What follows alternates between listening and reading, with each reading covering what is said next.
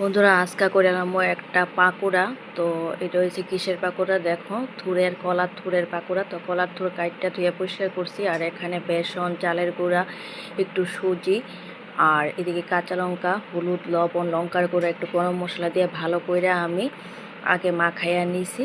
মাখাইয়া সেটা কড়া গরম করে তেল দিয়া বড়া দিয়ে আমি একে একে সবটি বড়া দিছি, আর এপিট ওপিট পিট কইরা সরে আমি সবটি বড়া এখন হালকা জালে ভাজা লাইতেছি, আর সঙ্গে আছে শুকনো লঙ্কা ভাজি। তো দেখো সবটি বড়া আমার ভাজা হয়ে গেছে গা।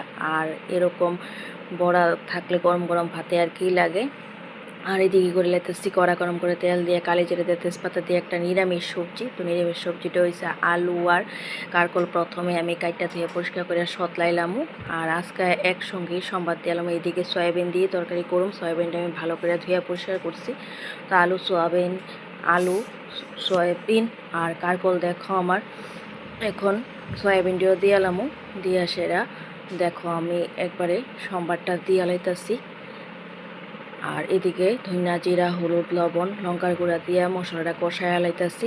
আর এখানে সয়াবিনটি তো আমি দিয়ে লাইতাছি।